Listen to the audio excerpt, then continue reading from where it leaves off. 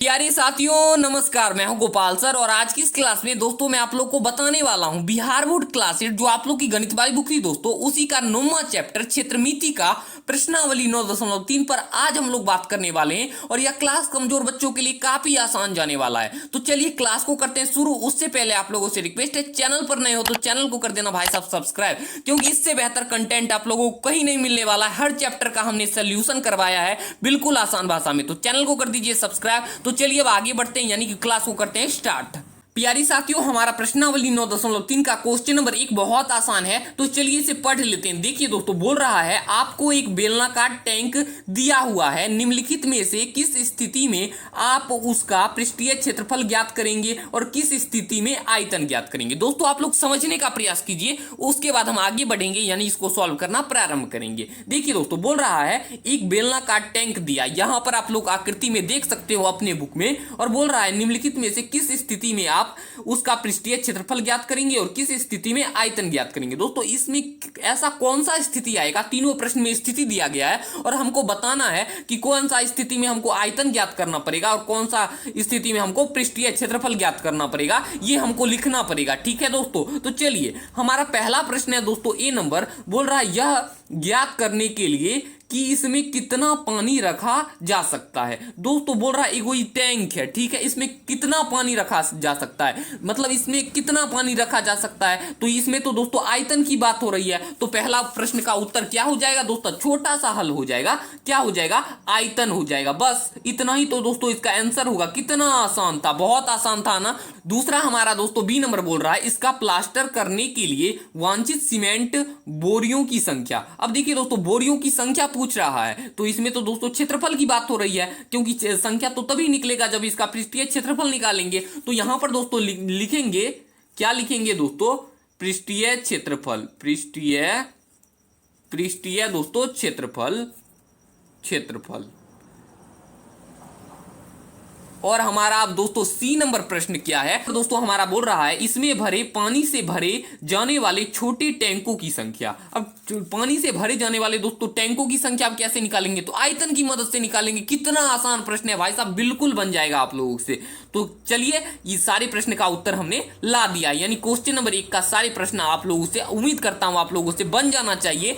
क्या आप लोगों को मजा आया, बिल्कुल आया होगा। तो साथियों हमारा क्वेश्चन नंबर 2 जो है ना बहुत आसान प्रश्न है, तो चलिए एक बार से पढ़ लेते हैं। बोल रहा है बेलन ए का व्यास 7 सेंटीमीटर और ऊंचाई 14 सेंटीमीटर, बेलन बी का व्यास 14 सेंटीमीटर और ऊंचाई 7 सेंटीमीटर है। परिकलन किए बिना क्या आप बता सकते हैं कि इन दोनों में किसका आयतन अधिक है। देखिए दोस्तों यहां से लेकर यहां तक ये क्वेश्चन नंबर 1 है, ठीक है। यहां पर दोस्तों 3 क्वेश्चन दिए गए हैं, लेकिन पता नहीं चल रहा है, छुपा कर दिया है, ठीक है। अब देखिए दूसरा क्वेश्चन यहां से स्टार्ट हो रहा है, दोनों बेलनों का आयतन ज्ञात करते हुए इसका सत्यापन कीजिए। ये दोस्तों दूसरा क्वेश्चन हो गया, ठीक है। अब यहां पर दोस्तों तीसरा क्वेश्चन यहां से स्टार्ट हो रहा है और बोल रहा है जांच कीजिए कि क्या अधिक आयतन वाले बेलन का पृष्ठीय क्षेत्रफल भी अधिक है। ये दोस्तों हमारा तीसरा क्वेश्चन हो गया। देखिए दोस्तों सबसे पहले हम चलते हैं क्वेश्चन नंबर 1 में, और यहां पर देखिए दोस्तों बेलन ए का व्यास 7 सेंटीमीटर दिया है और ऊंचाई क्या दिया है, 14 दिया है। देखिए दोस्तों व्यास क्या दिया है, 7 सेंटीमीटर,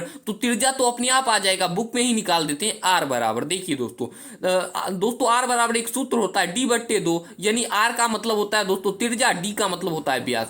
व्यास तो दोस्तों 7 दिया है और बट्टे का 2, क्या आ गया दोस्तों, आर बराबर हमारा 7/2 आ गया। बेलन ए की बात हो रही है यहां पर। अब बेलन बी में दोस्तों व्यास 14 दिया है, यानी कि त्रिज्या क्या आ जाएगा दोस्तों, इसका आधा हो जाएगा, यानी 7 सेंटीमीटर हो जाएगा, और इसका ऊंचाई 7 सेंटीमीटर दिया है। परिकलन किए बिना क्या आप बता सकते हैं कि इन दोनों से किसका आयतन अधिक है। आप लोगों को जो ये आकृति बी नंबर वाला दिख रहा है, इसका आयतन सबसे अधिक होगा। क्यों, क्योंकि आप लोग आकृति में ही देख के पता लगा सकते हो। कितना आसान भाई प्रश्न है, आप खुद से भी बना सकते हो। देखिए इसमें अगर पानी रखेंगे तो कम में अटेगा, लेकिन इसमें रखेंगे पानी, ये देखिए चौड़ा भी है और लंबा भी है, तो इसका उम्मीद है इसका आयतन बहुत अधिक है। ये बहुत आसान प्रश्न है। तो दोस्तों हम लिखेंगे दोस्तों, क्या लिखेंगे, बेलन बी का आयतन अधिक है, बेलन बी का आयतन अधिक है,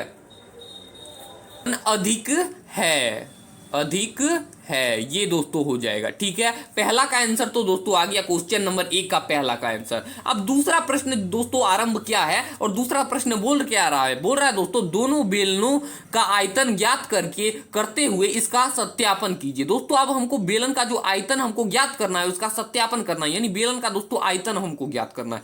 अब देखिए दोस्तों यहां पर हम क्या करेंगे, एक तरफ लिख देंगे बेलन ए, एक तरफ लिख देंगे बेलन ए, जैसे आप लोग अंतर बताते हो ना, मैंने आप लोगों को साइंस में सिखाया था। और यहां पर बीच में दोस्तों लाइन खींच देते थे और यहां पर लिखेंगे दोस्तों बेलन, क्या लिखेंगे दोस्तों, बेलन बी लिख देंगे। ठीक है दोस्तों, यहां पर बेलन ए और यहां पर बेलन बी। ठीक है, अब देखिए दोस्तों इसमें हमको क्या करना है, इसका आयतन निकालना है। तो हम क्या करेंगे दोस्तों, देखिए मैंने आप लोगों को शुरू में बताया था इसका त्रिज्या क्या होगा, 7/2 होगा। त्रिज्या क्या होगा दोस्तों, r बराबर 7/2 हो गया। और ऊंचाई क्या है, ऊंचाई को दोस्तों h से प्रदर्शित करते हैं। ऊंचाई है हमारा, ऊंचाई है दोस्तों हमारा 14 सेंटीमीटर, तो यहां पर लिख देंगे 14। और यहां पर देखिए बेलन का दोस्तों त्रिज्या क्या है, मतलब बेलन बी वाला का, तो 7 हो जाएगा दोस्तों। व्यास 14 दिया है, इसका आधा होगा तो 7 हो जाएगा, तो त्रिज्या हो जाएगा 7 और इसका ऊंचाई भी है दोस्तों 7 ही, तो ये हमने लिख लिया। तो चलिए पहले हम बेलन ए का आयतन निकाल लेते हैं, उसके बाद हम बेलन बी का भी आयतन निकालेंगे। ठीक है, अब देखिए दोस्तों लिखेंगे बेलन ए का आयतन, बेलन ए का आयतन, बेलन ए का आयतन, यानी बेलन का आयतन दोस्तों क्या होता है, इसका एक फॉर्मूला आता है, मैंने आप लोगों को सिखाया था। क्या होता है, पाई आर स्क्वायर एच, यही होता है, बिल्कुल यही होता है, ये हमने लिख लिया है। अब देखिए दोस्तों पाई का मान क्या होता है, 22/7 होता है। ये ऑब्जेक्टिव में पूछता है हर बार, इसलिए आप लोग याद कर लेना। ठीक है दोस्तों, अब देखिए दोस्तों आर स्क्वायर यानी कि त्रिज्या क्या दिया है, 7/2, यानी 7/2 का स्क्वायर। और ऊंचाई हमारा क्या दिया है, ऊंचाई दिया है दोस्तों हमारा 14। ठीक है, 14 लिख दिए। और देखिए दोस्तों 7/2 दिया, इस यहाँ पर स्क्वायर दिया, तो हम 7/2 को 2 बार लिख सकते हैं क्योंकि यहाँ पर स्क्वायर दिया है। तो यहाँ पर दोस्तों लिखेंगे 22/7 और गुने में 7/2 को दोस्तों 2 बार लिखेंगे, 7/2 और गुने में दोस्तों है 14, यही है दोस्तों। अब देखिए दोस्तों ई 7 से ई 7 कट सकता है, बिल्कुल कट सकता है। और दोस्तों हम ई 2 से क्या करेंगे, ई वाला 2 से ई 14 को काट देंगे, तो क्या प्राप्त होगा, 7 प्राप्त होगा। और ई वाला 2 से दोस्तों हम क्या करेंगे, ई 2 को काटेंगे 22 से, तो कितना काटेंगे, मतलब 22 को जब 2 से भाग देते हैं तो 11 आता है ना, तो 11 बार में काट सकते हैं। तो अब देखिए दोस्तों 11 बचा, 7 बचा और 7 बचा, तीनों को गुना कर देंगे, 11 और 7 को गुना करते हैं तो 49 प्राप्त होता है। और 11 49 को दोस्तों हम गुना करेंगे तो हमको क्या प्राप्त होगा, 11 49 को अगर दोस्तों हम गुना करते हैं तो आप 539 प्राप्त होगा। और दोस्तों हमने आयतन निकाला है तो सेंटीमीटर क्यूब में आंसर आएगा। ठीक है दोस्तों, तो आप लोग 11 49 को गुना करिएगा तो इतना ही प्राप्त होगा, आप लोग गुना करके देख सकते हो। ठीक है, तो चलिए हमने पहले बेलन ए का आयतन निकाला तो हमको प्राप्त हुआ 539 सेंटीमीटर क्यूब, और बेलन बी का आप निकालेंगे। तो चलिए बेलन बी का आयतन निकालते हैं, लिखेंगे यहां पर दोस्तों बेलन बी का आयतन। अब इसका सूत्र होता है ना दोस्तों, दोनों में दोस्तों आयतन का सूत्र एक ही होगा, क्योंकि बस ये बेलन में आयतन ए बी नाम है, लेकिन बेलन का मुख्य जो क्षेत्र आयतन होता है वो तो एक ही होगा। तो क्या होगा, पाई आर स्क्वायर एच। अब पाई का मान क्या दिया है, 22/7 दिया है, और आर दोस्तों हमारा क्या दिया है, 7 दिया, तो 2 को 7 लिख सकते हैं, यहाँ पर बिल्कुल लिख सकते हैं। और ऊंचाई क्या दिया, 7 ही दिया है। अब देखिए ई 7 से ई वाला 7 कट सकता है, कोनो 7 को काट सकते हैं, लेकिन हम ई वाला 7 को काट दिए। ठीक है, 22 और 7 को गुना करेंगे, यानी 22 और 7 को गुना करेंगे तो दोस्तों क्या प्राप्त होगा, 49 प्राप्त होगा। और 22 49 को दोस्तों हम गुना करते हैं तो हमको प्राप्त होता है 1078। अब देखिए दोस्तों सेंटीमीटर में सब कुछ था तो हमको आंसर आएगा सेंटीमीटर क्यूब में, कितना आसान था। अब देखिए दोस्तों बेलन ए का आयतन आ चुका है 539 सेंटीमीटर क्यूब, और बेलन बी का आयतन आ चुका है 1078 सेंटीमीटर क्यूब, यानी कि इसका मतलब ई वाला जो आयतन आया है दोस्तों इससे कम है। मैंने आप लोगों को पहले प्रश्न में ही बताया था बेलन बी का आयतन अधिक होगा। क्या अधिक हुआ, बिल्कुल अधिक हुआ। अब देखिए दोस्तों हमको क्वेश्चन नंबर 2 में पूछ के आ रहा था, यहाँ पर दोनों बेलनों का आयतन ज्ञात करके इसका सत्यापन कीजिए, तो हमने कर दिया है, बिल्कुल कर दिया है। तो चलिए अब चलते हैं क्वेश्चन नंबर 2 के तीसरे प्रश्न पर। बोल रहा है जांच करने को कि अगर आयतन अधिक है अधिक है तो बेलन का पृष्ठीय क्षेत्रफल भी अधिक होगा। तो अब कैसे ज्ञात करेंगे दोस्तों? तो सीधा सीधा यहां पर दोस्तों हम वही करेंगे जैसे हमने क्वेश्चन नंबर कि किसमें किया था, क्वेश्चन नंबर 2 के 2 में। ठीक है, एक तरफ लिख देंगे दोस्तों बेलन एक, बेलन ए, और दूसरे तरफ क्या लिख देंगे दोस्तों, बेलन बी लिख देंगे, बेलन बी लिख देंगे। ठीक है दोस्तों, अब देखिए दोस्तों बेलन ए का पृष्ठीय क्षेत्रफल इधर ज्ञात करेंगे, उसके बाद इधर भी ज्ञात करेंगे। देखिए दोस्तों, सबसे पहले एक बात आप लोग यहां पर समझ लीजिए, उसके बाद आप लोगों को समझाते रहेंगे। देखिए यहां पर आप लोगों को दो को बेलन दिख रहा होगा, दिख रहा है। तो यहां पर देखिए दोस्तों, हमको क्या करना है, इसमें क्या बोल रहा है, पृष्ठीय क्षेत्रफल। तो पृष्ठीय क्षेत्रफल दोस्तों निकालेंगे, यानी वक्र पृष्ठीय क्षेत्रफल कहिए या पार्श्व पृष्ठीय क्षेत्रफल कहिए, बात तो बराबर होता है। लेकिन उसमें दोस्तों ई वाला सूत्र, एगो सूत्र होता है, इसका क्या होता है दोस्तों, इसका सूत्र होता है दोस्तों 2πr/h, यही होता है इसका सूत्र। तो इसमें ये सूत्र कब लागू होगा दोस्तों, जब ये दो जो आप लोगों को गोला दिख रहा है, ये दोनों खोखला होगा। लेकिन इसमें क्या किया है, एगो गोला को भर दिया है और एक को खोखला है। तो हम क्या करेंगे, और ये गोला किसके आकार का है, वृत्त के आकार का है, और इसका क्षेत्रफल क्या होता है, πr² होता है। तो दोस्तों इसमें हम इसको ऐड कर देंगे, πr² को दोस्तों ऐड करेंगे। यहां पर आप लोगों को समझाते हैं, वहां पर आप लोग नहीं समझेंगे। देखिए 2πr/h है, ये इसका फार्मूला होता है, लेकिन इसमें एगो खोखला नहीं है, एगो बंद है, इसलिए हम क्या करेंगे, πr² को जोड़ देंगे, यानी ये वृत्त का क्षेत्रफल होता है। जब दोस्तों हम इन दोनों को जोड़ते हैं तो हमको प्राप्त होता है, देखिए दोस्तों इन दोनों में आप लोगों को कॉमन लेंगे, πr को कॉमन ले लेते हैं। ठीक है, तो हमको दोस्तों क्या बचा, हमको दोस्तों बचता है दोस्तों, हमको 2h बचता है और प्लस का r बचता है। ठीक है दोस्तों, देखिए पाई को कॉमन ले लिया, r को ले लिया, तो 2h बचा, और इधर दोस्तों r बचेगा, क्योंकि इसमें से एगो r लिए। तो हमारा फार्मूला बनकर रेडी हो चुका है, πr × 2h + r। हमारा दोस्तों फार्मूला क्या निकल कर आया है, हम वो लिख देंगे। देखिए दोस्तों, लिखेंगे बेलन का पृष्ठीय क्षेत्रफल। देखिए दोस्तों, बेलन का पृष्ठीय क्षेत्रफल से तात्पर्य है बेलन का वक्र पृष्ठीय क्षेत्रफल, बेलन का पार्श्व पृष्ठीय क्षेत्रफल, कुछ भी कहिए, लेकिन हमारा क्वेश्चन में क्या बोल रहा है, पृष्ठीय क्षेत्रफल, तो हम उसी से मुताबिक चलेंगे। ठीक है दोस्तों, लिखेंगे बेलन का पृष्ठीय क्षेत्रफल, बेलन का पृष्ठीय क्षेत्रफल। अब हमारा दोस्तों फार्मूला क्या जो निकल कर आया है उसी को लिखेंगे। क्या निकल कर आया है, तो हमारा फार्मूला दोस्तों निकल कर आया है πr × 2h + r आया है निकल कर, तो यही लिखेंगे। अब पाई का मान क्या होता है दोस्तों, 22/7 होता है, और r का मान क्या होता है, r क्या है हमारा दोस्तों, बेलन ई में r क्या है, 7/2 है, और देखिए 2 की जगह 2 ही लिखेंगे, और h क्या है हमारा, यानी ऊंचाई 14 है, और प्लस का r क्या है दोस्तों, यानी कि हमारा क्या बोल रहा है, r का मतलब होता है त्रिज्या। तो हमारा दोस्तों r है 7/2, ये, और यहाँ पर ब्रैकेट है। ठीक है दोस्तों, अब देखिए दोस्तों, इस 7 से ई वाला 7 कट सकता है, बिल्कुल कट सकता है, और ये 2 से हम कितना बार पढ़े,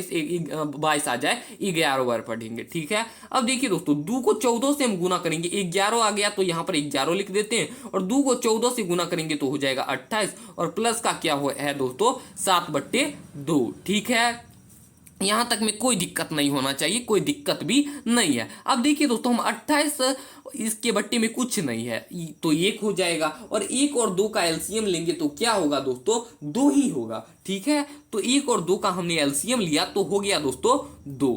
क्या हो गया, 2 हो गया। अब देखिए दोस्तों, एक यहाँ पर है, और इसको कितना बार पढ़े, तो 2 आएगा, 2 बार पढ़े, और 2 को दोस्तों हम 28 से अगर गुना करते हैं तो हमको प्राप्त होगा, क्या प्राप्त होगा दोस्तों, हमको प्राप्त होता है 56, और प्लस का देखिए 2 यहाँ पर पहले से मौजूद है, इसको 2 कितना बार पढ़े तो 2 आएगा, 1 के बार पढ़ेंगे तो 1 को 7 से गुना कर देंगे तो 7 प्राप्त होगा, और 11 का दोस्तों यहाँ पर उतर जाएगा 11, और देखिए 56 और 7 को जोड़ेंगे तो क्या हो जाएगा दोस्तों, 63 हो जाएगा, और यहाँ पर बट्टे का 2 है। अब देखिए दोस्तों, 63 में हम 2 से भाग देंगे तो हमको दोस्तों दशमलव में आंसर आएगा।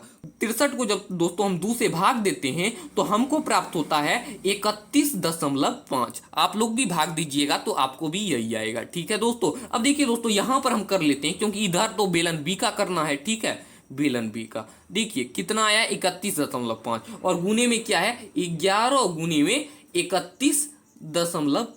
आप बोलोगे सर ये दशमलव में आ गया, हमको दशमलव वाला गुना नहीं आता है। तो यहां पर देखिए दोस्तों, हम 11 और 315 को गुना करेंगे, दशमलव को अभी आप छोड़ दीजिए। 315 को जब 11 से दोस्तों आप लोग गुना कीजिएगा, आप लोग जल्दी से गुना कीजिए। जब हमने गुना किया दोस्तों तो हमको प्राप्त होता है दोस्तों, हमको प्राप्त हो रहा है हमको दोस्तों प्राप्त होता है 3465 प्राप्त होता है। अब देखिए दोस्तों यहां पर हम क्या करेंगे, दशमलव को लगा देंगे, ठीक है। अंतिम में लगा था इसलिए हमने भी अंतिम में लगा दिया। अब देखिए दोस्तों सब कुछ सेंटीमीटर में ये दिया था और क्षेत्रफल निकाले तो क्या हो जाएगा, सेंटीमीटर स्क्वायर हो जाएगा। यानी कि हमारा उत्तर क्या निकल कर आया दोस्तों, 346.5 सेंटीमीटर स्क्वायर। क्या आसान लगा, बिल्कुल लगा होगा। तो चलिए अब देखिए दोस्तों हमारा, अब चलते हैं बेलन बी पर। बेलन बी पर अब हम भी इसमें भी दोस्तों निकालेंगे बेलन का पृष्ठीय क्षेत्रफल, बेलन का पृष्ठीय क्षेत्रफल।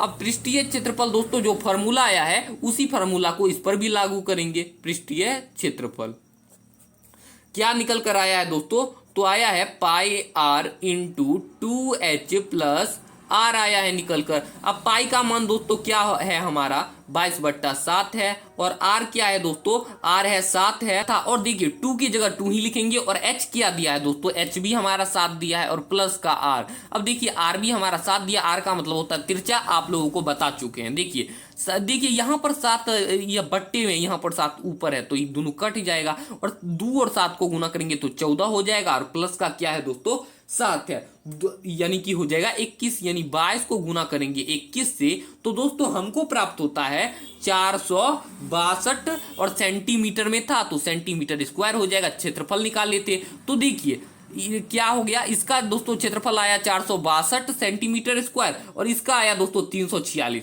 यानी क्षेत्रफल किसका बड़ा हो गया, बेलन ए का, और आयतन किसका बड़ा हो गया, बेलन बी का। यही दोस्तों हमारा क्वेश्चन नंबर 2 था। कितना आसान था। तो चलिए अब चलते हैं अगले प्रश्न पर। आशा करता हूं आप लोग इस प्रश्न को समझ गए होंगे। देखिए मेरे प्यारे साथियों, अब हमारा क्वेश्चन नंबर 3 है। क्या बोल रहा है, एक ऐसे घनाभ की ऊंचाई ज्ञात कीजिए।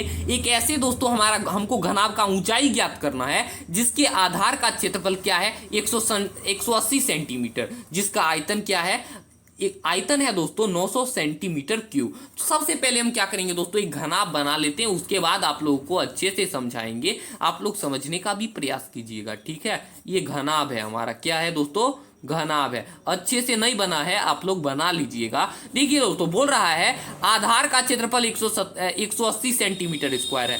मतलब इसका आधार वो होता है दोस्तों जिस पर वो टिका रहता है। मतलब जैसे कि आप लोग घर बनाते हो तो घर किस पर टिका रहता है, पृथ्वी पर। तो ये हो गया दोस्तों धरती, उसका हो गया आधार। तो ये है दोस्तों इसका आधार। और आधार किस आकार का है, आयत का आकार का होता है। और आयत का क्षेत्रफल क्या होता है, लंबाई गुने चौड़ाई होता है। यानी लंबाई गुने चौड़ाई हमारा क्या दिया है 180 सेंटीमीटर स्क्वायर, ठीक है। तो चलिए इतना आप लोगों को पता हो चुका है। तो चलिए हम चलते हैं दोस्तों, अब घनाभ का आयतन निकालते हैं। लिखेंगे घनाभ का आयतन। घनाभ का आयतन तो दोस्तों शायद देवे किया है, क्या दिया है, जिसका आयतन 900 सेंटीमीटर स्क्वायर। यानी कि दोस्तों घनाभ का आयतन दिया है, घनाभ का आयतन दोस्तों क्या दिया है हमारा, दोस्तों घनाभ का आयतन दे चुका है 900 सेंटीमीटर क्यों दिया है। अब घनाभ का आयतन का फॉर्मूला क्या होता है, घनाभ का लंबाई गुने चौड़ाई गुने ऊंचाई होता है और बराबर में 900 हो जाएगा, ठीक है। देखिए दोस्तों लंबाई गुने चौड़ाई क्या दिया, 180 दिया है। यहां पर आप लोग देख सकते हो, मैंने इसलिए आप लोगों को पहले ही समझा दिया, ठीक है। लंबाई गुने चौड़ाई दिया है 180 और ऊंचाई हमको ज्ञात करना है और बराबर में है 900। देखिए दोस्तों ये गुना में है, इधर जाएगा तो क्या हो जाएगा, भाग में हो जाएगा। यानी 900 बट्टे का 180, 0 से 0 कट गया और 80 को मतलब 18 को अगर 5 बार पढ़ते हैं तो आता है 90। एच बराबर क्या आ गया, 5 आ गया। यानी ऊंचाई क्या आ चुका है दोस्तों, हमारा 5 आ चुका है। हमारा आंसर इतना आसानी से आ गया। प्यारे साथियों अब देखिए हमारा क्वेश्चन नंबर 4 पर अब हम पहुंच चुके हैं, तो सावधानी बरत लीजिए। देखिए बोल रहा है दोस्तों एक घनाभ की बीमाएं 60 सेंटीमीटर गुने 54 सेंटीमीटर गुने 30 सेंटीमीटर। इस घनाभ के अंदर 6 सेंटीमीटर भुजा वाले कितने छोटे घन रखे जा सकते हैं, ये दोस्तों हमको बताना है। घनाभ की बीमाएं यानी लंबाई चौड़ाई ऊंचाई हमको दिया है। तो हम दोस्तों इसमें क्या करेंगे, सबसे पहले दोस्तों हम लिख लेते हैं लंबाई क्या दिया है दोस्तों। पहले लिखते हैं क्वेश्चन नंबर 4, उसके बाद लंबाई दिया है 60 सेंटीमीटर और चौड़ाई क्या दिया है 54 सेंटीमीटर, ऊंचाई क्या दिया है 30 सेंटीमीटर। ये सब दे चुका है, ठीक है। अब देखिए दोस्तों घन का भुजा क्या दिया है, घन की भुजा। अब घन का भुजा तो दोस्तों कुछ ना कुछ दिया होगा, तभी तो हमको निकालने को बोल रहा है। घन का देखिए भुजा तो दे दिया दोस्तों 6 सेंटीमीटर, तो लिख देंगे 6 सेंटीमीटर। अब देखिए दोस्तों हम क्या करेंगे, एक फॉर्मूला आता है, ये आप लोगों को बताएंगे। हमको दोस्तों निकालना क्या है, घनों की संख्या ना निकालना है, मतलब कितना छोटा घन रखे जा सकते हैं। तो इसके लिए एक फॉर्मूला आता है, क्या आता है, आता है घनों की संख्या बराबर, घनों की संख्या बराबर, घनों की संख्या बराबर बड़े बड़े बड़े बड़े घनाभ, बड़े घनाभ का, बड़े घनाभ का आयतन, बड़े घनाभ का आयतन और बट्टे का छोटे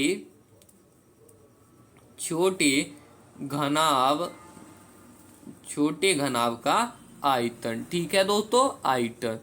अब बड़े घनाभ का आयतन क्या होता है, तो इसका सूत्र होता है दोस्तों लंबाई गुने चौड़ाई गुने ऊंचाई, और छोटे घनाभ का आयतन का सूत्र होता है मतलब एल क्यू, एल क्यू यानी कि भुजा क्यू। ठीक है, अब देखिए लंबाई क्या दिया है हमारा दोस्तों 60 दिया है, चौड़ाई दिया है 54 दिया है, ऊंचाई क्या दिया 30 दिया, ये मैंने आप लोगों को पहले ही शुरू में बता दिया। ठीक, अब एल स्क्वायर यानी भुजा क्या दिया है घन का दोस्तों 6 दिया है, यानी 6 का क्यू हो जाएगा। ठीक है, पहले हम 6 का क्यू निकाल लेते हैं, या सबसे पहले हम ऐसे करते हैं, एक आसान विधि है बनाने का, लिखेंगे 60 गुने 54 गुने 30, और दोस्तों 6 का क्यू यानी 6 को 3 बार लिख सकते हैं, बिल्कुल लिख सकते हैं। अब देखिए 6 को दोस्तों हम 6 को दोस्तों 60 से कितने बार में काट सकते हैं, मतलब 60 को 6 से कितने बार में काट सकते हैं, 10 बार में। ठीक है, अब देखिए दोस्तों 6 को 9 बार पढ़ेंगे तो आता है 54, 6 को 5 बार पढ़ेंगे तो आता है 30, और सबको गुना कर दीजिए, हमारा उत्तर आ चुका है। कि सबको गुना करते हैं, देखिए 10 को 9 से गुना किए तो आता है 90, और 90 को 5 से गुना करेंगे